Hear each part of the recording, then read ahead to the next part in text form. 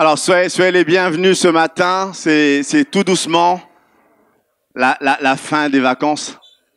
Vous allez bien? Qui est prêt pour la rentrée? On n'est jamais prêt pour ce genre de choses.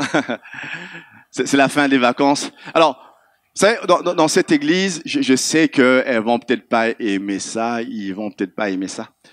Hier, on a eu un moment où il y avait des frères de l'église qui voulaient renouveler leurs vœux après 20 ans de mariage. Et vous savez, moi, je suis toujours content quand les gens viennent me dire, me féliciter, c'était parfait, tout ça. Je dis merci, tout ça, mais je ne suis absolument pour rien. Il y a pendant qu'on servait avant, la veille, 2-3 jours avant, et encore après que tout le monde soit parti, il y avait des frères et des sœurs qui se donnaient là dans le secret. Certains étaient visibles, d'autres on les voyait même pas.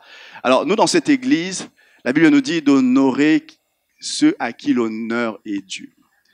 Alors, je sais qu'ils n'ont pas... Alors, ils font pas ça pour être applaudis ni honorés, mais nous, on aimerait quand même les honorer. Alors, j'ai pas retenu de liste, je vais citer de mémoire.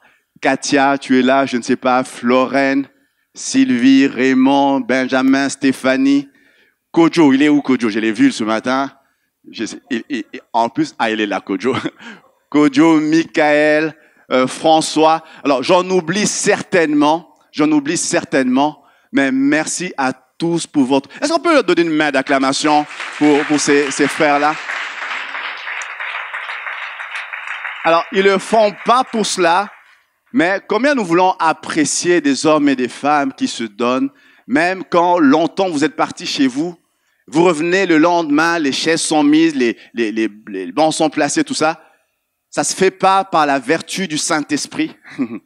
Il y a des gens qui viennent tard et pour ranger tout ça, pour nettoyer, pour faire en sorte que le lendemain, c'est comme si rien ne s'était passé la veille. Alors merci à vous les frères, merci pour votre dévotion, que le Seigneur vous le rende. Amen. Alors, Christian va annoncer la fin de cette série, les piliers de l'Église Parole d'Espoir, mais on a senti qu'il faudrait continuer quand même un tout petit peu. Alors, je veux faire une fin bis. 6e partie, les piliers de l'Église Parole d'Espoir. Alors, qui se souvient des piliers de l'Église? Alors, normalement, je dois pouvoir choisir n'importe qui dans la salle et n'importe qui peut me réciter par cœur les piliers de l'Église Parole d'Espoir. N'est-ce pas? Oui, hein? Alors, je vais choisir. C'est maintenant personne ne me regarde. Je veux choisir. Gisèle, tu vas bien? Alors, dis-moi, les piliers de l'Église. Ah. Aimer, changer, agir. Alors, on était à la 6e partie. Agir, ce matin, agir. Agir, 6e partie. Luc 9, 1, 2, ceux qui ont leur Bible. Christian avait déjà abordé cela la dernière fois. Jésus, ayant assemblé les 12, leur donna force et pouvoir sur tous les démons, avec la puissance de guérir les maladies. Il les envoya prêcher le royaume de Dieu et guérir les malades. J'aime ça. Jésus, ayant assemblé les 12, leur donna force et pouvoir. Du grec, force, dunamis, pouvoir, exousia. Les leaders doivent savoir qu'il y a une différence entre les deux. On en a déjà parlé en réunion des leaders. On va pas aborder ça. Mais Jésus donne aux 12 qui étaient avec lui force et pouvoir sur les démons, sur la puissance de guérir, avec la puissance de guérir les maladies. Il les envoya prêcher le royaume de Dieu et guérir les malades. Il envoie prêcher le royaume, il envoie libérer, il envoie guérir. Il envoie prêcher les besoins de l'esprit, il envoie libérer les captifs, les besoins de l'âme, il envoie guérir. L'évangile que Jésus annonce est l'évangile qui couvre tous les aspects de l'homme. Le corps, l'âme et l'esprit. Évidemment que l'esprit est le plus important. Évidemment que le royaume est le plus important. Mais Jésus dit à ses disciples, c'est l'église finalement qui laisse, il dit à ses disciples d'aller prêcher le royaume, d'aller libérer les captifs, d'aller guérir les malades, d'aller répondre à tous les besoins de l'homme. Alors c'est quoi l'appel de l'église? L'appel de l'église, et c'est le 3e point, le 3e pilier de l'église, agir. Être, vous savez, le jour où vous avez donné votre vie à Christ, y a-t-il des gens comme ça qui ont donné leur vie à Christ? Le Saint-Esprit est venu en vous pour vous permettre de changer, pour vous permettre de ne plus être celui ou celle que vous étiez autrefois, pour vous permettre d'avoir votre caractère changé, pour vous permettre. C'est un processus qui commence dès le moment où vous avez fait cette simple prière, où vous avez invité Jésus dans votre vie. Le Saint-Esprit en vous. Et puis, il y a une deuxième expérience, le baptême de l'Esprit, où le Saint-Esprit vient sur vous. Et là, le but de Dieu, quand le Saint-Esprit vient sur vous, c'est pour que vous soyez la réponse de Dieu pour les autres. Une différence énorme. Le Saint-Esprit en vous vous change, mais il y a quelque chose de différent, quelque chose de plus que le Seigneur a prévu pour l'Église, que le Saint-Esprit vienne sur vous. Parce qu'il a besoin, Dieu a besoin qu'il y ait des hommes et des femmes qui soient une réponse pour lui, pour les hommes qui souffrent, pour les gens autour. Si vous ne comprenez pas cette dimension, il y a des choses en Dieu que vous allez manquer simplement, parce que Dieu a besoin, le Seigneur a besoin d'une église qui s'élève pour repousser l'impossible. Qui se lève pour... Et quand je lis ça, vous savez, quand on lit ceci, on se dit, oui, ça c'est facile. C'était les 12 disciples. La Bible parle de ces hommes en disant que c'était des gens qui avaient changé leur monde. Mais il y a ensuite le chapitre, Luc 10, un chapitre plus loin, on va lire. Un chapitre plus loin. Après cela, le Seigneur désigna encore 70 autres disciples. Dites avec moi, autres disciples. Plus les 12, 70 autres. En bon français, 70. Il les envoya 2 à 2 devant lui dans toutes les villes et dans tous les lieux où lui-même devait aller. Il leur dit, la moisson est grande, mais il y a peu d'ouvriers. Priez donc le maître de la moisson d'envoyer des ouvriers dans sa moisson. On saute. Il dit, dans quelque maison que vous entriez, dites d'abord que la paix soit sur cette maison. Et si se trouve là un homme de paix, votre paix reposera sur lui, sinon elle reviendra à vous. Dans quelque ville que vous entriez, on vous recevra, mangez ce qui vous sera présenté, guérissez les malades qui s'y trouveront et dites-leur, le royaume de Dieu s'est approché de vous. Plus loin, il est écrit, les 70 revinrent avec cette joie, disant, Seigneur, même les démons même nous sont soumis en ton nom. Et Jésus leur dit, je voyais Satan tomber du ciel comme un éclair. Satan tomber du ciel comme un éclair. Il avait dit la même chose aux 12 et les avait envoyés en Galilée, petite région d'Israël. Il dit la même chose aux 70 et les envoie dans toute la Judée. Je crois, moi, que Dieu dit la même chose à des milliers de chrétiens et les envoie par tout le monde. C'est la même chose que Jésus avait dit à ses disciples, leur donne force et pouvoir pour faire une différence dans la vie de quelqu'un. Pour faire une différence. Troisième pilier de l'église ce matin, faire la différence. Il y a quelques semaines de cela, j'étais dans une conférence et puis il y a un homme qui est venu et il rendait témoignage. C'était un témoignage puissant. Il racontait les témoignages, les orphelinats qu'il a bâtis. C'était quelque part en Asie. Et puis, il disait, il y avait des fois des situations où des enfants étaient malades, où la médecine ne pouvait plus rien. Il est venu, il a prié pour ses enfants, quelque chose s'est passé, une guérison est accordée. Et puis, celui qui l'a interviewé était émerveillé, tout le monde applaudissait. Il disait, mais vous êtes un pasteur, un prédicateur? Il dit, non, lui c'était moi ça m'avait frappé parce qu'il était CEO d'une compagnie d'aéronautique, il possédait plein d'avions comme ça. Et là, il était en train de raconter ce que Dieu faisait au travers de lui. Il ne prêchait pas, ce n'était pas un évangéliste, c'était juste un homme comme vous, comme moi, qui avait juste compris que ce que Dieu dit là, c'est pas quelque chose qui est réservé à un clergé, c'est quelque chose qui est réservé à tous les chrétiens. Et lui, dans son bureau de CEO, après, il raconte comment dans sa boîte, il y avait des succursales, Singapour, tout ça, en Chine. Dans une de ces boîtes en Chine, plein de gens. Combien croient que Dieu agit même en Chine? plein de gens dans son équipe qui avaient donné leur vie au Seigneur. Et c'était juste, là je disais, pas pasteur, pas prédicateur, pas apôtre, pas prophète, juste un homme dans son bureau avec l'onction du Saint-Esprit en train de toucher des vies. C'est ce que Dieu appelle l'Église à être.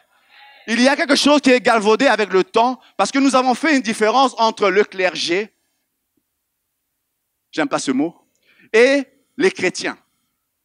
On a conçu, parce qu'on vient peut-être d'un arrière-plan très religieux, où on va venir à l'église dimanche matin, écouter un sermon, et puis on repart et on refait la même chose le dimanche qui suit. Et on pense que quand on dit toutes ces choses, ça, c'est le clergé.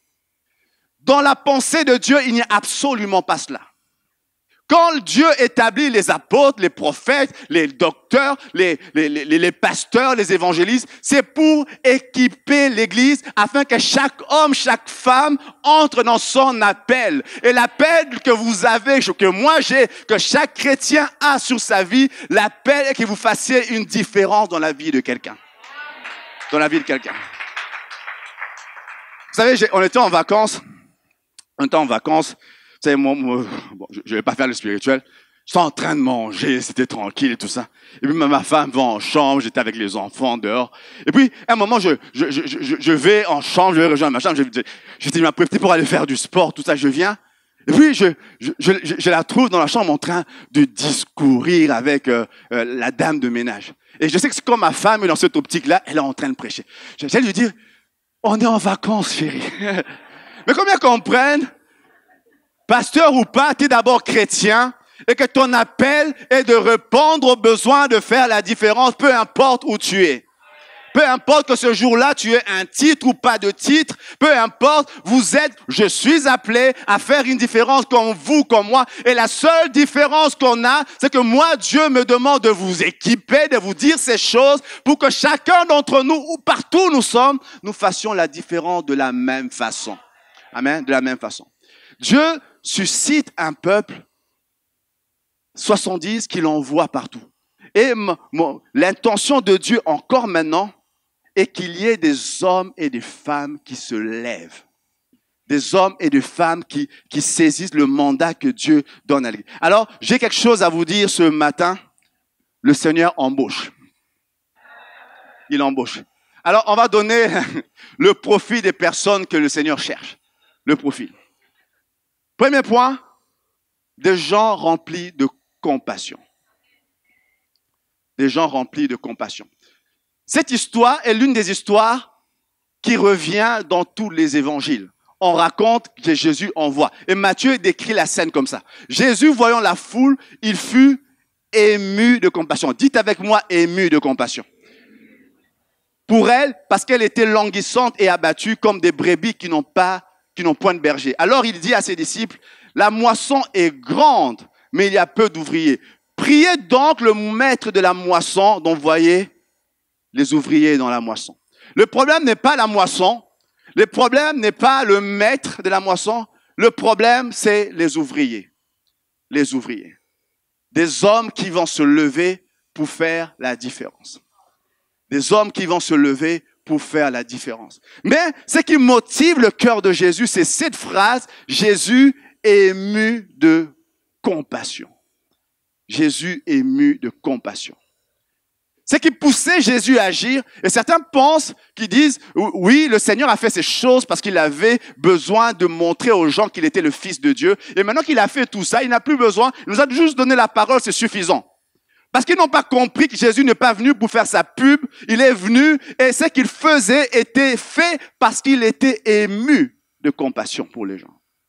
Lorsqu'on perd cela, on cherche toutes ces choses qu'on a dit, guérir les malades, tout ça, on cherche cela pour sa gloire. Mais lorsqu'on a compris cela, c'est qui vous pousse à continuer, c'est qui vous pousse de fois à poursuivre malgré les échecs. Ça peut arriver, on en parlera tout à l'heure. Malgré tout ça, ce qui vous pousse à agir, c'est la compassion. La compassion. Avoir le cœur de Dieu. Quand vous marchez n'importe où, que vous soyez... Vous savez, dans le monde dans lequel nous vivons, il y a un risque terrible de l'indifférence. Ou juste, vous êtes tellement habitué à voir des choses horribles et vous êtes juste immunisé. Vous savez, moi, la première fois dans mon métier, quand j'ai vu du sang couler, tout ça, j'étais... Et puis, avec le temps, tu ne vois même plus ça. Mais simplement, les choses les plus qui peuvent te dégoûter, tu es juste habitué. Habitué. Parce que simplement, on est devenu presque indifférent. Je prie ce matin que le Seigneur garde des hommes et des femmes avec un cœur comme le sien.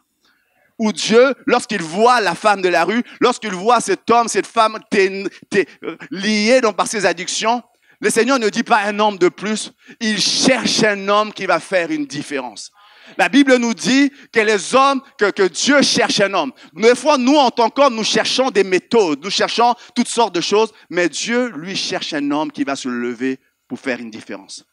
Un homme, une femme qui va se lever pour faire une différence. La compassion, un sentiment par lequel un individu est porté à percevoir et à ressentir la souffrance d'autrui et poussé à y remédier par amour ou par la morale. Tu ressens tellement la puissance. Et moi, j'aime ce terme, je l'ai souvent dit ici, le terme ému de compassion en grec, splagnizomai, comme si les intestins étaient tellement en train de remuer au fond de lui que Jésus a fait quelque chose. Je prie ce matin que vous ayez un fardeau qui tombe sur vous, que des situations que vous voyez jour après jour et vous passez totalement indifférent, que tout d'un coup, il y ait un fardeau de Dieu et dit, Seigneur, je vais faire quelque chose ou je vais mourir en tentant de le faire. Que le Seigneur nous donne ce cœur qui bouillonne pour lui. Ce cœur qui bouillonne pour lui. Vous savez, les gens qui sont remplis de cette compassion, Dieu met en eux quelque chose. Il y a quelques jours, j'écoutais l'histoire d'un homme. Il était au sud de la France. C'était un homme qui, la mère, et c'est souvent bien compliqué, le père était parti, la mère le levait seule. La mère a fait ce qu'elle pouvait, elle était chrétienne, tout ça. Lui, il s'était à un moment éloigné de Dieu, il était devenu héroïnomane. Il s'est drogué, il faisait toutes sortes de choses. Et lui-même, il raconte, j'étais dans ma voiture et je venais d'acheter une dose d'héroïne et il ne s'est pas rendu compte que c'était pur l'héroïne qu'il avait pris. Il s'en était injecté et là, à l'instant, il s'est senti, il sait qu'il était en train de faire une overdose. Et il dit, il était là dans la voiture, il sentait qu'il partait et quelque chose lui dit, ne dors surtout pas parce que si tu dors, tu ne te réveilleras plus.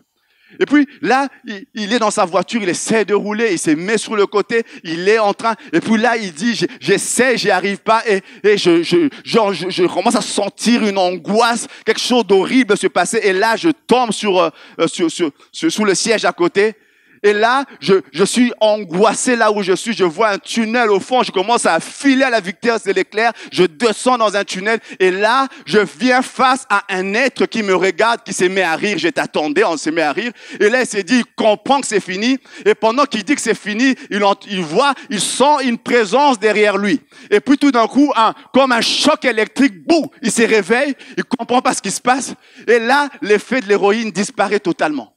Il comprend pas ce qui prend place.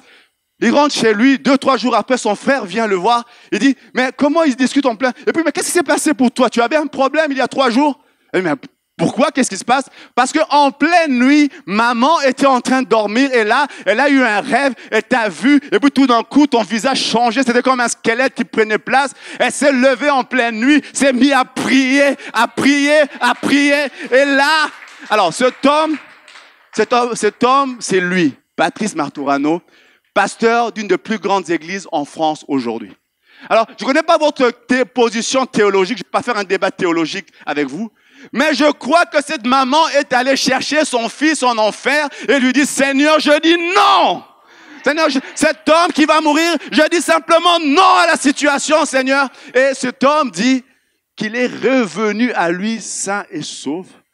Et plus tard, dans les jours qui suivent, il a donné sa vie au Seigneur. Aujourd'hui, c'est l'un des pasteurs qui a le plus d'impact en France. C'est un homme d'inspiration que j'aime beaucoup. Simplement parce qu'une maman s'est levée en pleine nuit avec l'onction que Dieu lui donnait, la compassion qu'elle avait, et dit, j'ai cette vision en moi. Entre parenthèses, il y a des tas de gens qui viennent des fois me voir, j'ai eu un rêve, j'ai eu peur, tout ça.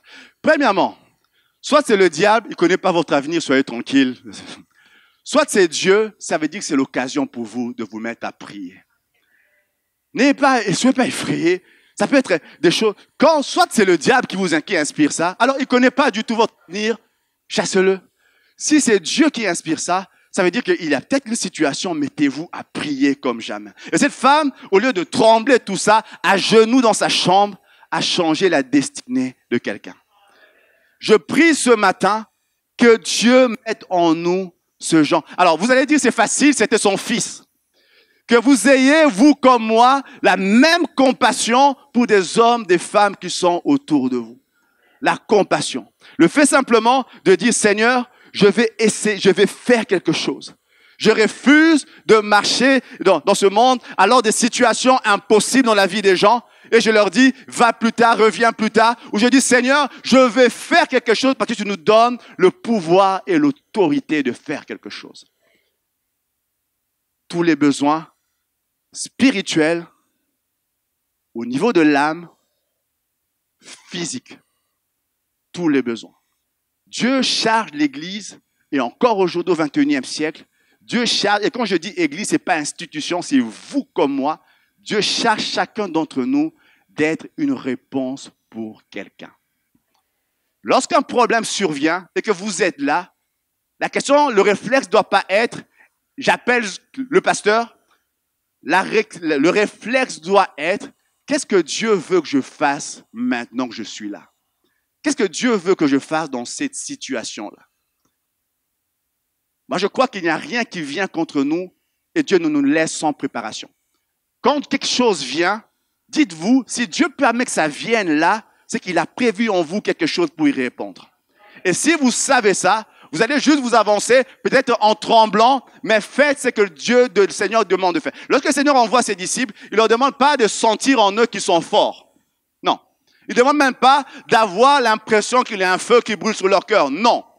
Faites ce que je vous dis de faire et il donne même des détails. Allez dans les maisons, on dit d'abord la paix soit avec vous, tout ça. Il donne plein de détails pour dire faites juste comme je vous ai demandé de faire et voyez ce qui va prendre place. Dieu appelle une église à faire juste ce que le Seigneur demande de faire. Je prie ce matin que le Seigneur mette sur nous un cœur de compassion. Un cœur de compassion. Vous savez, des fois, les chrétiens sont connus pour des gens qui sont contre presque tout. Tel truc, et puis on a des discours, le monde est perdu, le monde est méchant, tout ça. Vous savez, quand Dieu, lui, voit ces situations, il n'est pas dans une condamnation stérile de monde méchant, il attend qu'il y ait des hommes qui décident de faire la différence. Et un homme seul peut changer les choses.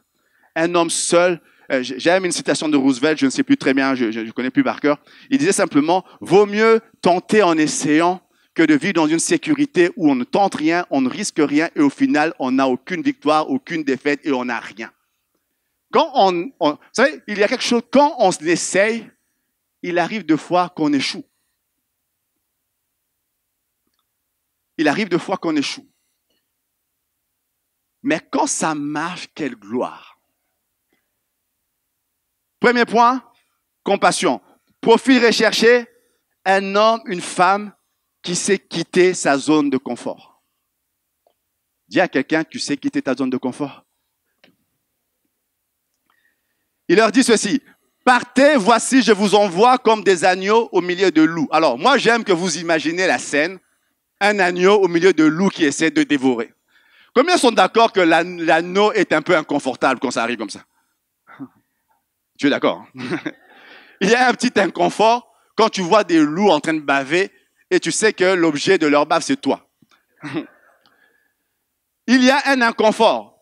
Ne portez ni bourse, ni sac, des choses qui peuvent te rassurer par rapport à une certaine sécurité financière ou autre, ni souliers, ne saluez personne en chemin. Faites juste ce que Dieu vous demande de faire. Prendre un risque. Prendre un risque. Vous savez, quand je dis toutes ces choses, y a-t-il quelqu'un ici qui a déjà été guéri par le Seigneur de quelque chose? Quelque chose. Levez les mains, j'aimerais voir. Guéri par le Seigneur. Alors, c'est comme ça, je demande à quelqu'un de témoigner. Et tout le monde baisse la tête comme dernière. Ah, Nadia, tu me regardes. Nadia, viens. Alors, donne l'enfant à quelqu'un. Benjamin est tout près. Nadia n'aime pas ça, on va applaudir. Alors, Tu vas être bref. Je ne demande pas de demander, de dire qui a prié pour toi. C'est pas ce qu'on cherche. Raconte juste courtement. En fait, moi, j'avais des allergies. J'ai souffert pendant mon enfance d'allergies. J'avais des allergies.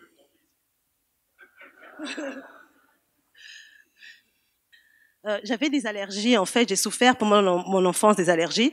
Et en fait, mes parents n'ont jamais su ce que c'était. Et quand je suis arrivée ici, en fait, j'ai vu des médecins, un ORL, et en fait, là, on a dit que j'avais des allergies plusieurs, pollen, acariens, graminées, bouleaux.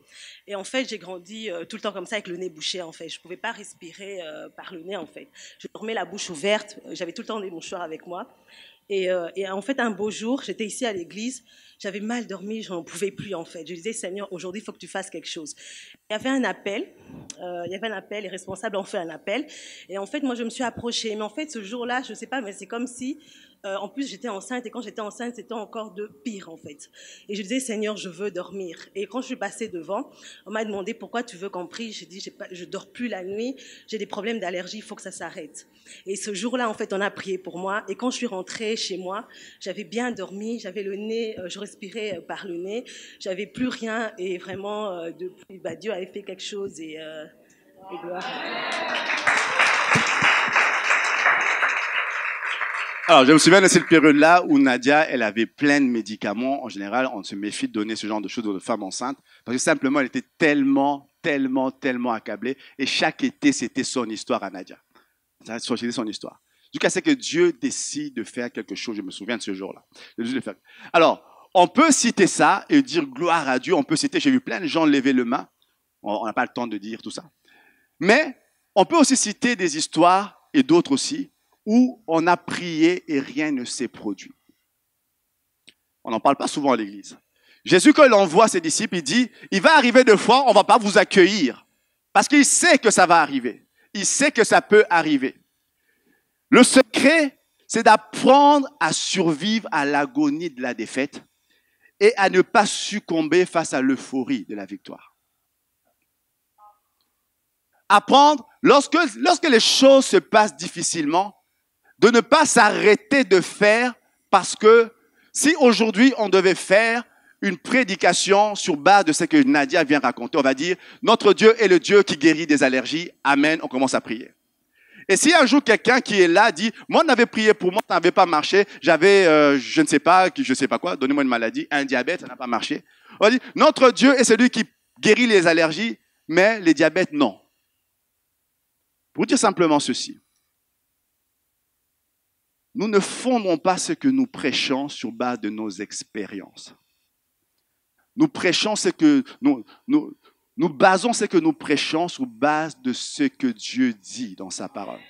Qu'on l'ait vécu, qu'on l'ait pas vécu, Dieu dit qu'il est capable de le faire, qu'il est capable de le faire. Et même si dans ta propre situation, Dieu ne l'a pas fait, ça ne doit pas devenir ce qui doit baser ta prédication, ta façon d'agir. C'est d'abord ce que Dieu a dit. D'abord ce que Dieu a dit. Il y a des gens qui peuvent dire, j'ai connu, et je peux vous le dire, j'ai connu de moments extraordinaires ou d'euphorie quand il y a eu une victoire, mais je peux aussi vous dire des moments d'agonie quand il y a eu une défaite où tu dis, Seigneur, j'ai juste plus envie de recommencer ce genre de truc. Mais le principe de dire, Seigneur, j'ai une compassion pour les gens. Si je peux changer quelque chose dans sa vie, je veux faire cela pour changer quelque chose dans la vie. Je prie ce matin pour une église d'hommes et de femmes qui vont faire une différence. Alors, il y a des moments où on dit, il y a des réunions d'évangélisation, tout ça. Et nous, dans cette église, on n'aime pas qu'il y ait un groupe d'évangélisation. Parce qu'on croit qu'il n'y a pas un groupe d'évangélisation, c'est l'Église qui doit avoir cela dans son ADN. C'est l'Église qui doit apprendre à dire, je veux faire une différence partout où je suis. On parle de tous les besoins des hommes. On parle lorsqu'il y a besoin d'annoncer la parole, il faut annoncer la parole. Lorsqu'il y a quelqu'un qui a des problèmes financiers, qui a des problèmes de besoins matériels, combien comprennent qu'à ce moment-là, c'est pas leur dire que Jésus sauve qui va être la réponse. C'est apporter une réponse à son besoin matériel. Voilà pourquoi on fait geste d'espoir où on va donner de la nourriture aux gens. On ne vient pas leur dire à ce moment-là, attends, avant de te donner ça, dis-moi, confesse, tu crois que Jésus est Seigneur? On ne fait pas ce genre de truc. Parce que qui confesse pas, on sait que notre évangile doit toucher le corps, l'âme et l'esprit. Et quand c'est le corps qui a un besoin, on répond au besoin parce qu'à ce moment-là, le corps a un besoin. Vous me suivez? Y a-t-il ce matin des gens qui vont accepter de répondre à l'appel de Dieu? Moi, je crois que chacun d'entre nous, Dieu nous place sur la terre pour que nous puissions faire une différence. Clergé ou pas clergé, homme qui va prêcher devant les foules ou qui va s'adresser à une personne à la fois, chacun d'entre nous, nous sommes appelés à faire une différence. Chacun d'entre nous, partout nous sommes, dans votre travail, dans votre maison, dans vos voisins, vous êtes appelés à faire une différence. Amen. Alors, le profit toujours recherché, un cœur de serviteur. Pourquoi je parle de cœur? Jésus disait dans Matthieu, on va pas lire, je ne l'ai pas mis, c'est Marc 14, je pense, 3,14 je pense, mais je ne l'ai pas en tête. Il dit à un moment donné, Jésus choisit les 12. La Bible nous dit, il est choisi pour être avec lui. Pour être avec lui. Avant de faire, il faut être. Un frère disait, j'ai beaucoup aimé ce qu'il disait, quand tu prêches, tu communiques ce que tu sais. Tu enseignes ce que tu sais. Et ça, tout le monde peut le faire, des livres, tout ça, vous pouvez, à force d'écouter, vous pouvez apprendre des choses. Mais tu communiques ce que tu es. Tu vas enseigner aux gens tout ce que tu sais, mais tu vas communiquer ce que tu es réellement. Alors, quelque chose d'important à ne pas négliger, cet aspect du cœur, un cœur de serviteur. Premier point, c'est quoi un cœur de serviteur? C'est un cœur humble. Luc 10, 21. En ce moment, Jésus tressaillit de joie par le Saint-Esprit. Et il dit, je te loue, Père, Seigneur du ciel et de la terre, de ce que tu as caché ces choses aux sages et aux intelligents, et de ce que tu les as révélées aux enfants. Un cœur humble. Quand il y aura, à un moment donné, l'ivresse du succès, ne pas se pavaner en pétant les bretelles en disant, c'est moi qui ai fait ça. Un cœur humble. Un cœur rempli d'humilité. Cœur de serviteur, toujours, on va plus loin. Un cœur enseignable. Il dit, de ce que tu les as révélés aux enfants, les enfants savent qu'ils ne savent rien. Les enfants sont prêts à accepter et à être enseignés. Alors, c'est bien que vous dites Amen. Bientôt, on va reprendre les bases de la vie chrétienne. Amen. Alors, Raymond se tiendra, excuse-moi de te prendre comme ça. Raymond se tiendra ici et vous pouvez venir vous inscrire auprès de Raymond. Il vous expliquera les modalités, les bases de la vie chrétienne. Amen. Un cœur enseignable. Moi, je suis toujours touché, je vois Caroline, je ne sais pas si elle est là. Elle n'est pas là. Ah, elle est là. Bon, j'ai déjà cité ton prénom, je suis obligé de continuer. Alors, moi, je suis surpris avec Caroline, elle peut être une mère, elle connaît tellement de choses et j'ai beaucoup de respect pour elle. Et j'étais touché par son humilité quand elle venait suivre des choses qu'elle connaît déjà. Qu'elle venait juste suivre avec beaucoup d'empressement des choses qu'elle connaît déjà. Parce qu'elle peut être une mère spirituelle pour des tas d'entre vous par sa maturité. Excuse-moi, ferme tes bouches, tes oreilles à un moment donné.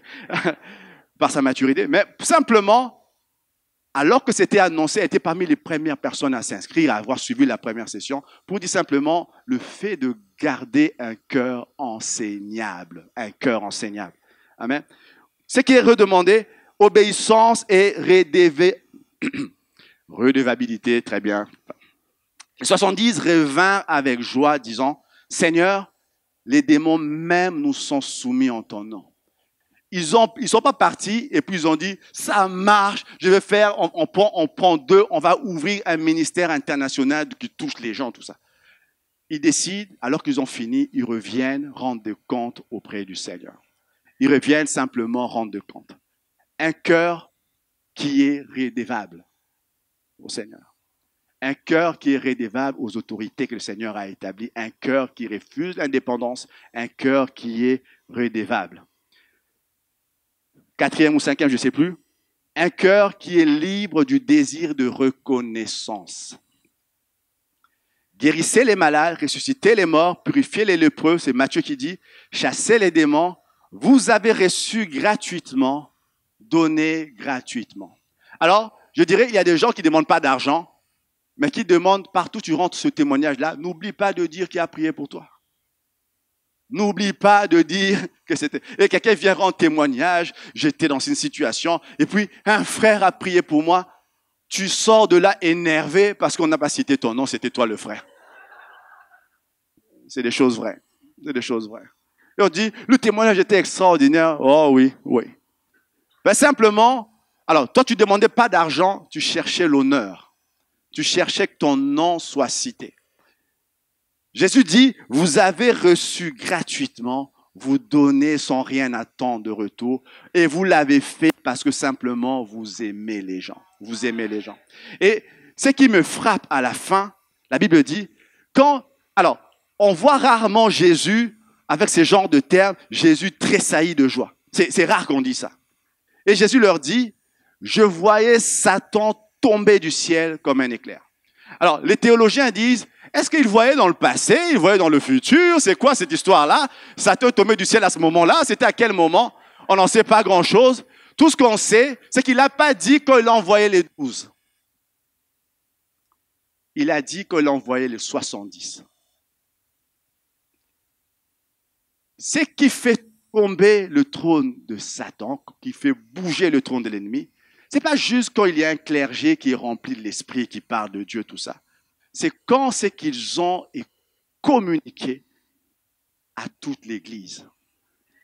Quand c'est qu'ils ont en eux et communiqué, quand monsieur, madame lambda dans l'Église est capable de faire une différence là où il est, là, sachez-le, Satan est en train de trembler sur son trône. Parce qu'il sait qu'à ce moment-là, il est prêt à tomber dans la région. Alors, on peut décider ici à l'Église, et moi je le pense réellement, on peut décider de faire de prière et je crois en la puissance de la prière. Je crois en la puissance de la prière et entre Christian et moi, on le fait régulièrement. Mais je pense il ne va pas y avoir le même impact si toute l'Église n'est pas entraînée là-dedans. Si toute l'Église, il n'y a pas des hommes et des femmes, que celui-ci soit prédicateur ou simplement le dernier qui accueille les gens à l'accueil, que chacun d'entre nous, chacun d'entre vous, nous puissions être équipés, armés de Dieu pour faire la différence dans la vie de quelqu'un. Quand cela prend place, Jésus tressaillit et dit, je vois Satan tomber du ciel comme un éclair, parce que c'est ça qui fait tomber Satan de son trône. Moi, je crois que l'Église n'est pas un club social où on se réunit pour nous faire du bien jusqu'à ce que Jésus revienne. On n'est pas censé être là juste entre nous et je crois en l'Église. Alors, je disais à une sœur récemment que des fois, quand on fait des choses un peu machinalement, on devient un tout petit peu religieux. Je disais, alors c'est pas biblique, c'est ce que je pense. Je crois que la religion et pour le chrétien, c'est que la kryptonite est pour Superman.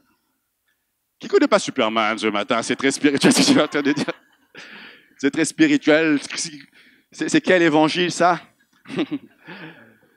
Je dis, kryptonite, Superman, vous connaissez Superman, je pense. Dès qu'il est en présence, pardon, c'est pas dans la Bible, excuse-moi. Dès qu'il est en présence de la kryptonite, il perd ses pouvoirs. Et moi, je crois que c'est ce que la religion fait. Le diable ne va pas nous empêcher d'être là entre nous, à nous faire du bien, à nous dire des choses spirituelles que personne ne comprend. Mais il commence à trembler quand les hommes commencent à saisir ce que Dieu attend d'eux et sont prêts à faire une différence. Sont prêts à faire une différence.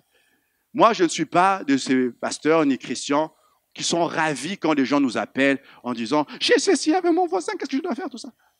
Parce qu'on espère que les gens, je sais que vous n'avez pas tout, personne n'a tout ici, mais que vous qui êtes là à cet endroit-là, je crois que Dieu a mis en vous ce qu'il faut pour faire une différence avec votre voisin. Parce que simplement, Dieu sait que je ne peux pas passer, on n'ira pas chez tous les voisins du monde, de tout le monde ici, hein, vous êtes nombreux, pour voir tous vos voisins, pour discuter, parce que Dieu sait qu'il n'a pas besoin que je sois là, ce que vous avez est suffisant pour répondre aux besoins. C'est que vous avez dans votre travail, quand votre collègue dit qu'il y a des soucis dans sa famille, il y a toutes sortes de choses. Alors, ce matin, alors, je vais pas en parler, mon frère. Il a envoyé, oui, mon frère, Nathanaël. Il m'a envoyé un SMS le matin en me disant extraordinaire. C'était ça, je pense. Il était en train de quitter du pain et puis la boulangère avait un problème de santé, je crois, quelque chose comme ça. Il a prié pour lui dans la boulangerie. C'est ça, mon frère, dans la boulangerie. Et quelques jours après, elle disait qu'elle avait des nodules dans ses poumons qui ont disparu. Dans une boulangerie. Est-ce que tu es pasteur, toi, frère? Tu es évangéliste? Tu es apôtre ou prophète? Juste un frère au milieu d'autres frères qui a rencontré quelqu'un avec un besoin, qui n'a pas dit « Attends, je vais appeler le pasteur. Christian, t'es où ?» Qui dit simplement « Là où je suis, je peux faire une différence dans la vie de quelqu'un. Alors je vais prier pour cette personne-là, que quelque chose se passe. De toute façon, la responsabilité, c'est pas toi qui guéris. Quand ça marche pas, c'est pas toi qui guéris, c'est Dieu qui guérit. Toi, la Bible, le Seigneur demande, toi, parle quand il faut parler, prie quand il faut prier, chasse quand il faut chasser. De toutes les façons, ce n'est pas toi qui le fais, c'est le Seigneur qui le fait. C'est le Seigneur qui le fait. Ma prière ce matin est qu'il y ait des hommes et des femmes qui acceptent l'offre d'emploi que le Seigneur leur donne. Alors, j'ai pas été complet, je serais menteur si je disais que ça se finissait là. Avant de lire ce chapitre de Luc 10, Jésus dit à un certain groupe de personnes, celui qui est occupé rentre chez lui. Celui qui a acheté un champ, il pense qu'il doit en réjouir, doit jouir de son champ, rentre chez lui. Que celui qui vient de se marier et dit, oui, moi je viens de me marier, j'ai pas envie de partir, tout ça, rentre chez lui. Et puis, quand il disait ça à une foule, plein de gens sont partis, tout ça. Et puis, lorsqu'il y a eu un groupe qui est resté, de 70, il a commencé à leur parler. Ça veut dire quoi?